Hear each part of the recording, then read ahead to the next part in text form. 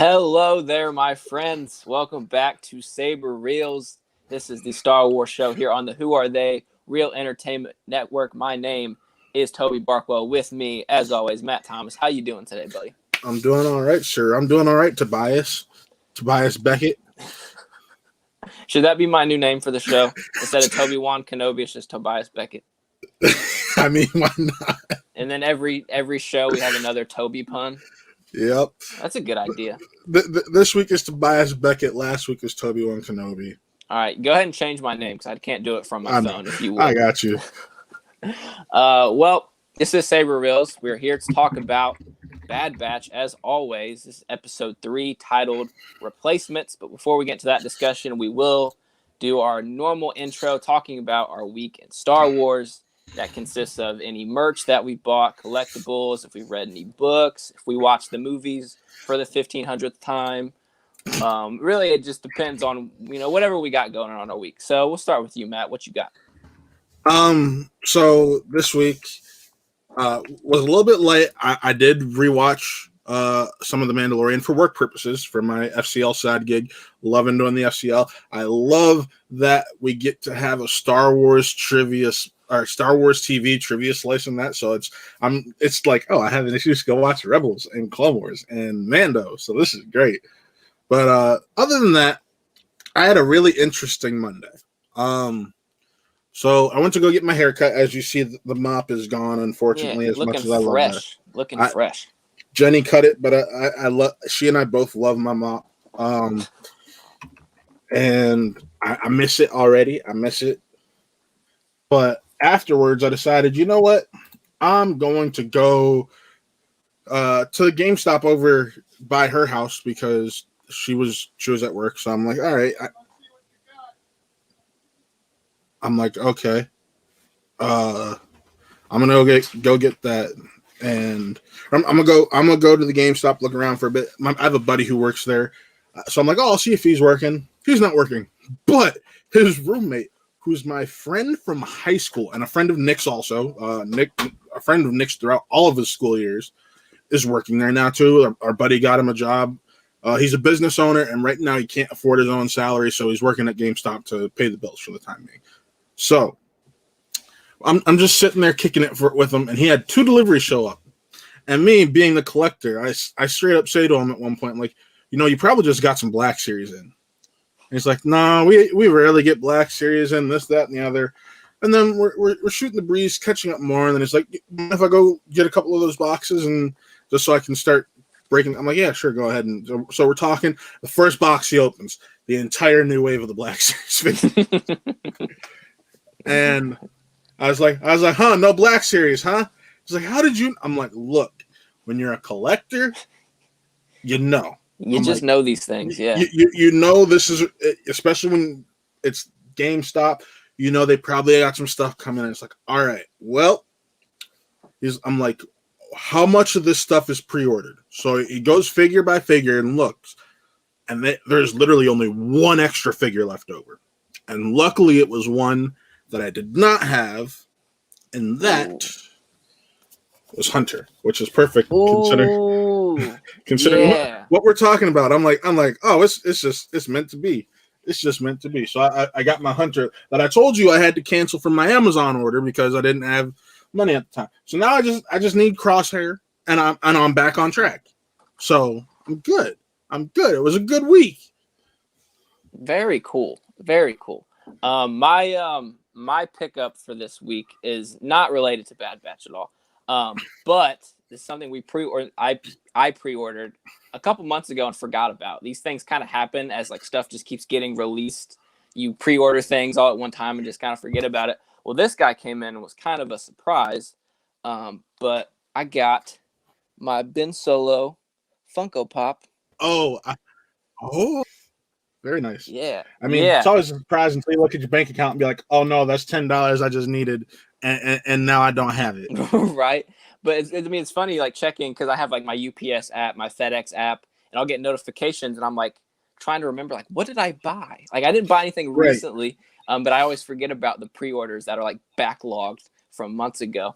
But yeah, really happy to have Ben Solo to the collection. I already have a Kylo Ren from Rise of Skywalker. As much as I have issues with the movie, Ben Solo with the Skywalker Saber is just like super cool to me. Like, I'm really glad we got to have that moment. Even if it was for like 2 seconds, I'm glad to have it in pop form for sure. Yes. But other than that, I did have another Star Wars adventure this week. I started playing Squadrons. So I still haven't touched it. I own it, but I got it for Christmas, and I still haven't touched it because I have no one to play with. Right. When it came out, I wasn't super excited about it because it's a first-person fly around game. I'm not good at those at all. I never do the flight modes in Battlefront. So it was never really of interest. But it was on sale on the PlayStation Store. It's half off. So I picked it up, started playing it for like 2 days, and I had to stop. Like, I was getting so nauseous playing this game. Like, it really was kind of surprising. I didn't think it would be this bad because, like, the first couple missions, it's like, what? Okay, this takes some getting used to, but I was starting to get a little better at it. But then there's one mission where you're just literally chasing TIE fighters. That's it. You're just chasing TIE fighters, trying to shoot them down, doing all kinds of flips and turns and spinning. That's a good trick, you know? And I literally felt like I was going to throw up. And this is just the story mode. Like, I just wanted to get through the campaign, see the story. Keep in mind, if you have the PlayStation VR, it works with that game. Yeah, see, I can't even imagine how I would probably pass out if I was doing the VR. Because this is really just me sitting in my bed playing the game on my TV right behind me. And I had to put it down because I was getting nauseous. And I haven't picked it back up since. And so I went on Reddit, which is not the best place to go sometimes. But I was trying to find, like, am I the only one having this problem? And everyone who responded was like, yes, I was having the same issues, getting nauseous. Like, the game's also really difficult. Like, you know, put aside, like, the spinning and giving yourself a headache. Just, like, the game mechanics, there's a lot of buttons that you have to memorize in different sequences on how to fly correctly. Just not for me. Luckily, I only paid half price. It was like $15. So it wasn't a total waste of money. But, yeah, that was my Star Wars week. I'm happy to add Ben Solo to the collection and played a game that I'm not going to play again for sure. Well, there was another piece to our Star Wars week. It was a shared piece, and that was us geeking out and deciding. Yeah. Oh yes. I'm glad you remembered. Because I just pulled up the article that has pictures of it and everything, and this week at Disney, they had the release of the Rise of Skywalker Ray Saber. Did my computer just... There we go. We're back. All right, there we go. And the Legacy Ray Saber from Rise of Skywalker, it's only at $139, which I'm happy about. And it's got the yellow symbol. Yeah, I like that. I love the box. I think the boxes are so cool. And even though I already have a Ray Saber, we have decided we're getting that for Jen for cosplay reasons, because I can keep this one for myself, and I don't have to worry about weathering it or whatnot. I'm just happy to have it. I get to have the one with the working switch. That's the only downside of this one. Yeah, I saw a lot of complaints online about it not having the working switch.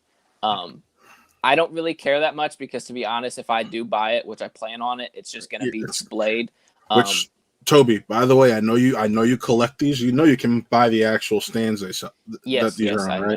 That's something that I keep forgetting about, to be honest. Like, right now, they're just kind of in different places in my room, and now that I'm moving, I definitely need to find a place for them because I want to have them displayed all nice. And the stands are only $25. Okay, see, that's not bad. But yeah, that saber is so beautiful. Again, you know, put aside your thoughts on the movie. Like, that saber is very I love how it actually has the built-on hook right there for you to just start right on your side. And I mean, I understand it's a very nice saber, and I think for cosplaying it would look nice. But isn't it a little too heavy to be? I've heard it's heavy. I've heard it's heavy. Yeah, that would be my only concern. Is like having to pull up your pants 30 times during a con. Well, at the same time, the Ray cosplayers, they have that separate belt, so they wouldn't have to worry about that. Okay, that's a good point. Yeah, what a nice surprise. I knew we expected it to happen eventually, but like, to get it now... A surprise drop like the week after the Leia Saber, which, by the way, the cool thing about this is people have just been leaving those prongs open. No, they're designed to wear once you put the blade in, because there's a nice little gap, you can push them back to where it's touching the blade, and it looks like it's supposed to, and more like this rather than them being open and there being a ton of space. Which is, I'm like, all right, that's cool. There's the little switch. They did a decent job of hiding the switch on it. You got to give them that. Mm-hmm. But yeah, very, very cool. I'm happy. I'm still waiting for the cow one, though. The cow one is like, yeah. It's so funny. We keep having lightsaber conversations, and I'm always like, I only need this other one, and then I'm done with lightsabers. I don't need any more. And then I remember, oh, wait, I need that one, and then I need that one. Well, welcome to the world of saber collecting. You're talking to a guy who just decided he's going to sell his current Qui-Gon Jinn lightsaber to get this new upgraded one that Saberforge has. Oh, geez. Yeah, I don't even want to get into that, where you're reselling the same one and buying a different one because it's upgraded. Yeah. Wow. Well, it's upgraded. So, if Jenny, actually, give me 1 second. Ooh, we're going to have a surprise guest on the show. Now I have to filibuster by myself. So what are we talking about? We are going to talk about Bad Batch here very soon. Talk about episode 3. A lot of very exciting things in that episode I'm excited to talk about. And wow, that was fast. So it was grabbing this. So this is the current Quaggan Saber I have. Doesn't have the deep grooves in there like it's supposed to. No red button. But it's green. It's green. That's the most. I got it in green. That's the most important thing. I would hope it was green. Yeah. Well, you can choose the color. You can choose to put it a different color. Oh, okay. I see. So it's little too long here, but otherwise, in my opinion, it's good. Saberforge said, and this is their old model. This is the Mark 1. They just updated to the Mark 3. And I'm excited because it's got, oh, it's so pretty. It's so beautiful. So beautiful. There we go. It's got the accurate button. Ooh, that is nice. And they made sure to show this off. It's got there's deep grooves. There's actually grooves in there that are open space instead of being the black cylinder that's inside of there. So that's super sick. It's got the deep grooves. It's now got a chrome finishing on this where the silver part is on this one. So yeah, this I have a buddy who's willing to pick this up for $150. So I'm like, all right. The empty version of that costs $150. So I was like, okay. Yeah. Very cool. I'm not super familiar with the super fancy ones. I really do kind of stick to Black Series and whatever Galaxy's Edge is selling. But I know there's a big, ginormous community of people who are into all that stuff. I bring this up because I know you've said you've wanted a Quaggan Saber, so I just put this thought in your head. You're just trying to make me spend money. I think you like that. You like seeing me spend money for whatever reason. No, I don't like seeing you spend money. I just like seeing my friends get stuff that make them happy. Okay, that is fair. And it makes content for the show because we can do show and tell. Exactly. But yeah, very cool pickups for the week. I'm sure we'll have more in the future, probably next week. I'm trying to think. Do I have anything pre-ordered for next week? I say no, but we could have another surprise. Who knows? If I have Jen bring back the figure that I gave her because I ordered it for myself, and when I went to order hers, it had already sold out on Amazon, and I didn't want to deal with another distributor. I'll have something else for show and tell. If not, I might just pull a piece out of my collection. We'll see. All righty. Well, let's go ahead and shift into our Bad Batch conversation. Once again, this is episode 3 titled Replacements. And we got a little bit of 2 stories here for the first time. We get a little bit of our main team and we get a little bit of Crosshair. We pick up where we left off with him. So I guess we'll start off with you, Matt. Just initial thoughts on the episode. How many times have you seen it? Twice? 3 times? 1 time? I'm just curious how you're remembering this one I actually only watched 1.5 times. No, 1 and a third times. Okay. Because I got home from work yesterday and I started watching it and I said, you know what? I'm gonna wait to watch it with Jen. And I had to mow the lawn, so I went to mow the lawn, came back, and then I took a nap. I woke up. I'm like, oh snap! I gotta go meet up with Jen because we're going to see Tokyo Drift on the big screen. Then I got after Tokyo Drift and spending some time at her house. I got home. I'm like, screw it. I'm watching Bad Batch. We didn't watch it there. So she's mad at me because before the show she wanted to watch it, and I'm like, you can watch it in between because this is like literally 10 minutes before we're starting. I'm like, look, the show starts in like 10-15 minutes. I will watch it with you afterwards. I'm like, I will watch it I will watch that with you afterwards because she's got to work on getting a new laptop with my father, anyways. So she's like, fine, deal, whatever. So after this, I get to watch it fully for a second time. Okay, gotcha. But anyway, your initial thoughts on the episode? Overall, I liked it. I feel like just like what I said last week. Overall, I liked it. What I appreciated more in this episode was the Crosshair story that we got. I did like the little Omega getting her own room, and Colin, who can't make it today, told me to say this on the show. Just mentioned that I cried when Omega got her own room.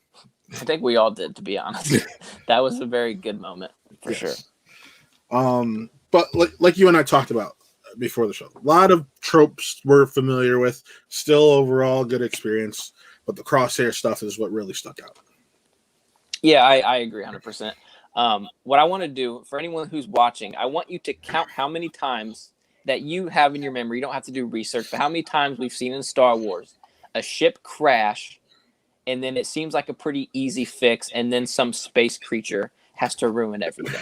Because it's happened probably 12 times in all of Star Wars, between the movies, the films, the books. Like, this is very familiar Star Wars. How many times did it happen during Rebels alone? Yeah, exactly. Rebels probably 6 times by itself.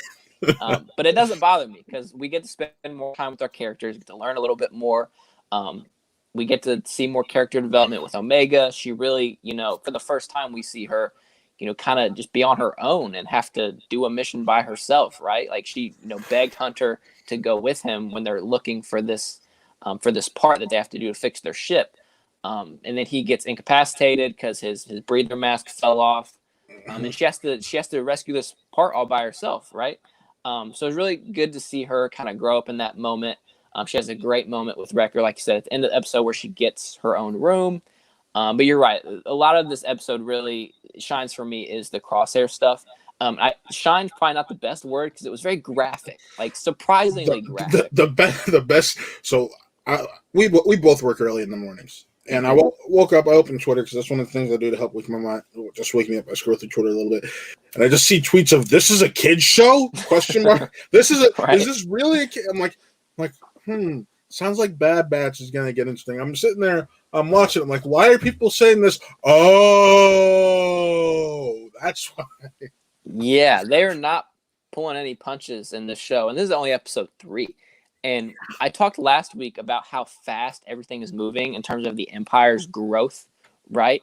I mean, we're already seeing they're bringing in recruits. Like Tarkin is dead set on we're not using clones anymore. We got to bring in some new people, some new recruits who aren't clones, who are going to be loyal to the Empire. And we have a new character introduced who is Admiral Rampart, I believe is his name, and he is kind of the head honcho in terms of bringing in these new recruits. And Tarkin's overseeing everything, but he's like his main job is bringing in these new people. Keep in mind, we got a Black Series figure of him announced before we even met the character. Right? Yeah. So I have a feeling he's going to play a very important part in the show. But anyway, Tarkin sends these new recruits and Crosshair on this mission, basically to do what the Bad Batch did not do in the first episode. They have to eliminate Saul Guerrero's team.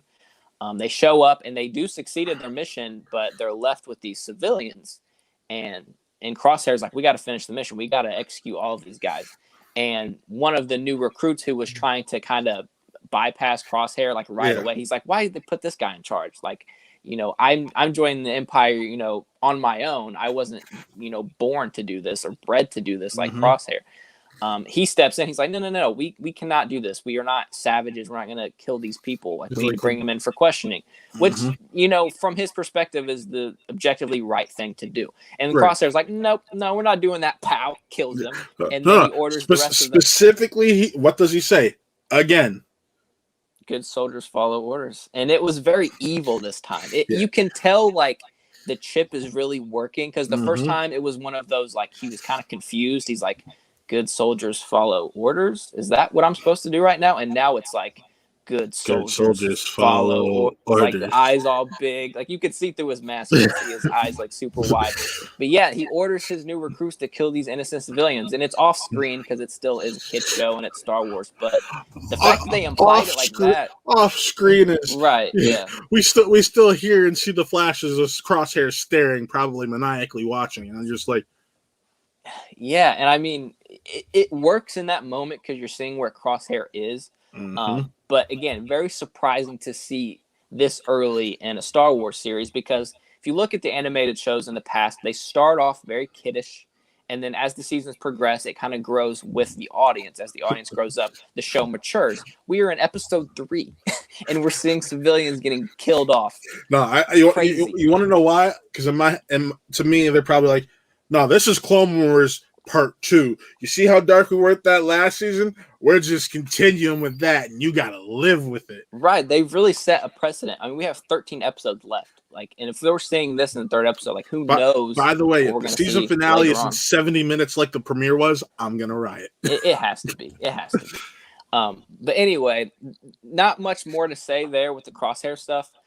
Just like I said, really, the Empire's moving very quickly. Yes. Like, we're seeing these new recruits come in. We're seeing also, we can talk about the Kaminoans have a plan of their own. They're starting to realize, like, hey, we have to survive. Like, if they're going to completely end our cloning program, we need to find a way to stay involved in this situation here with the Empire. And so now they're starting to cook up a plan. They're like, like, let's make an even better clone. And it implies that they're going to take an existing clone and kind of experiment on them, but we don't know for sure. To me, it also implied that Omega was the first of those tests. Yes. And it implied that they need one of and like they needed an existing clone, but it seemed like they implied they needed one of the Bad Batch specifically. And I sat there, I'm like, you have Crosshair literally sitting in a room. Why are you talking about you need one of them? Right. If you only need one, you got one who's gonna follow every order that you're giving them right now. No, that's an excellent point. But then at the same time, Crosshair is already loyal to the Empire. He's not loyal to the Kaminoans anymore. So maybe the Kaminoans are wanting to create their own, new super duper clone to combat the Empire and kind of take place of Crosshair, right? I mean, there's still, again, a lot of story to be told here, and we have a lot of exploring to go. But I'm already seeing the fan theories online that Omega's going to get captured by the Kaminoan. She's going to be the one that they want to experiment on. And then the Bad Batch has to go save her. I hope it's not that black and white and not predictable, but I don't think it will be, because Tomari, if I have the name correct, she let Omega free. She let the Bad Batch free. It's to me, she's biding her time until the moment's just right. Right. Yeah, that's an excellent point that I kind of forgot about, is that Lana Say, or Lamasu, I can't remember, did let her go. She let the Bad Batch off Camino in the first episode. So yeah, that remains to be seen. I have no real theories of my own at the moment. It would be very interesting if they take just a regular reg clone and just start experimenting and fucking with it.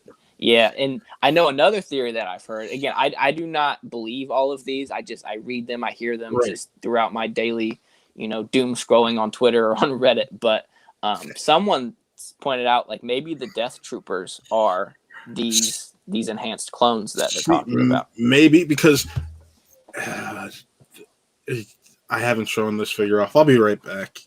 Oh, Matt leaves again, and I'm left to filibuster on my own. We are talking about Bad Batch episode 3, the replacements, talking about enhanced clones. What's that going to look like? The Kaminoans are up to something dirty. I have no idea what it is. I have some ideas, and Matthew is back.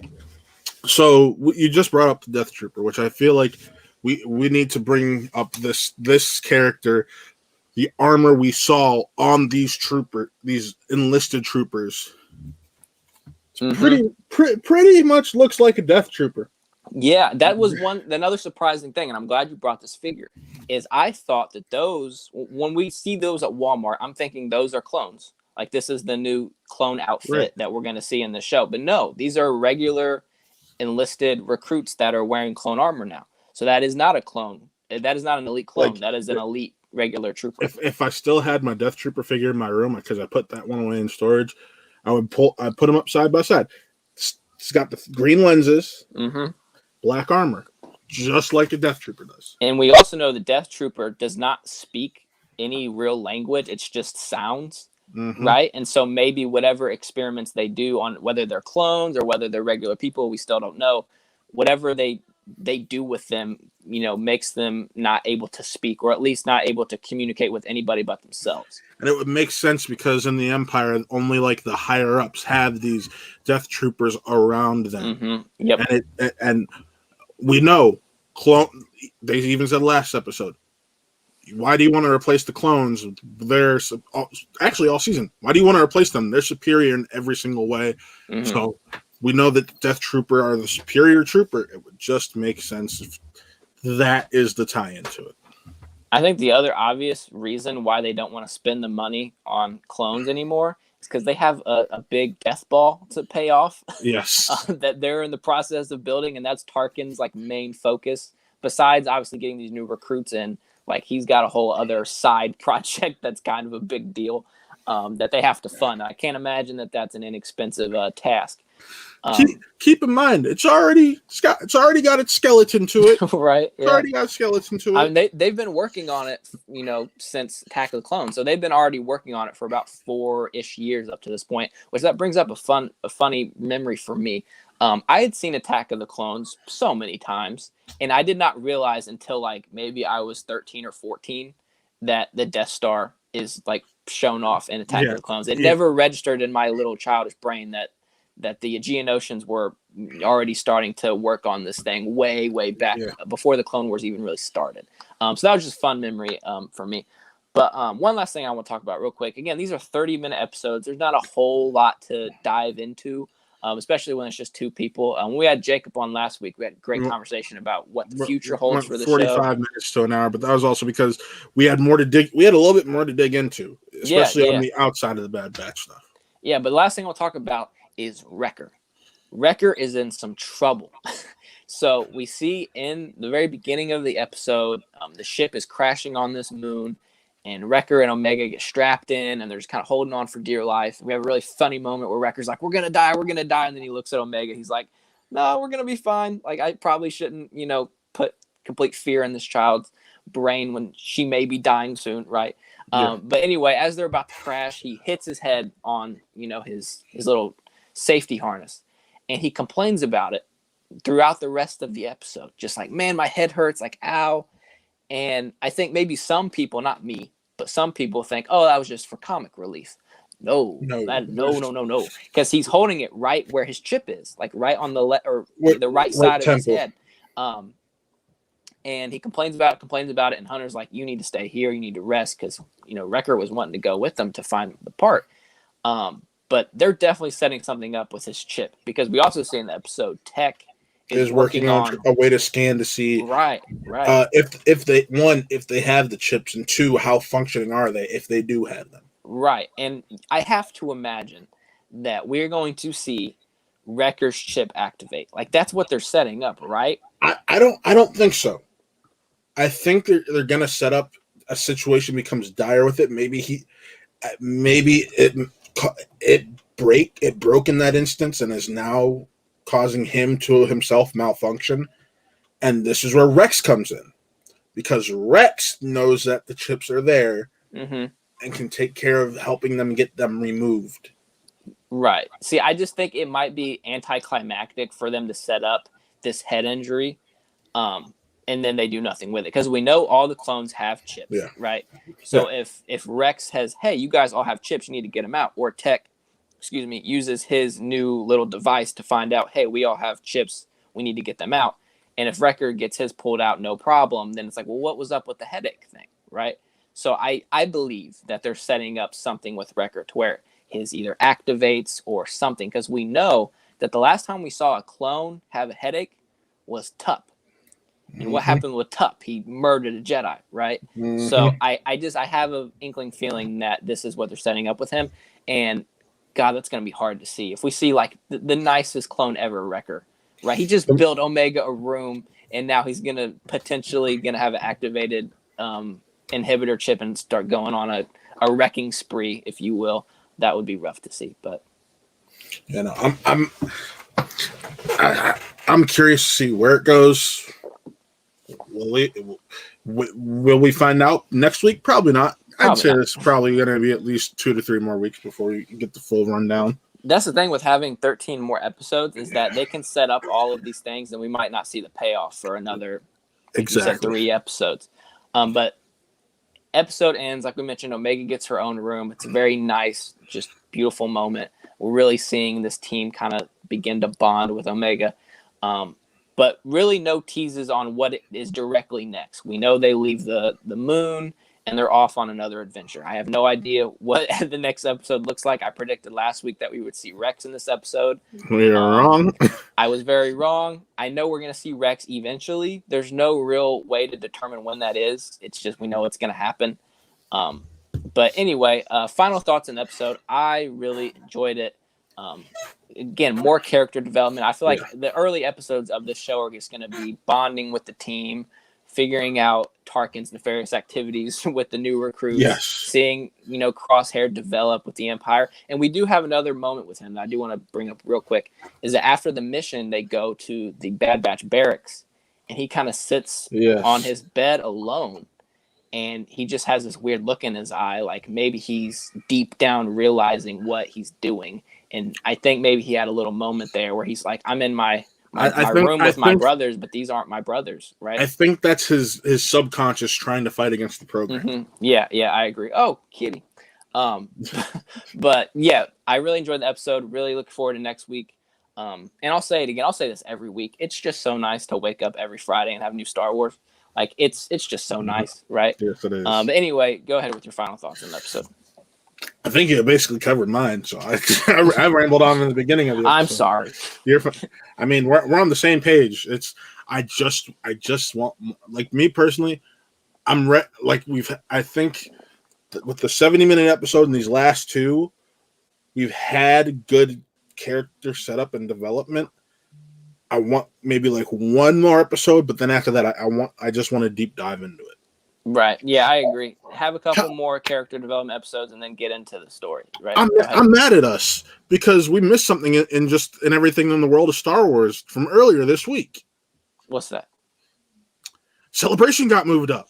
Oh, yep. I forgot about that. I don't want to take up a lot of more time, but yes, Celebration being moved a couple months forward, basically. 3 months forward. 3 months forward. Memorial Day weekend. Yeah, I was not even thinking about Celebration like at all. Like I was like, man, that is a ways away. That's way in the future, and now it's a year from now. Yeah, literally about a month ago, we started our group chat. We're like, yeah, we'll start really talking about it in August. Yo, guys, did you see the news? What news? Sends a screenshot.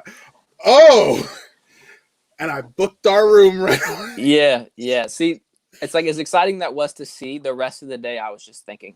Celebration, like, oh my god, that's so soon. I can't wait. And then you brought up we got to go to Galaxy's Edge, and I'm like, oh, I'm Doug, Disneyland, of course. Not only that, I was reminded later that because my new neighbor, they've lived over here for a year now.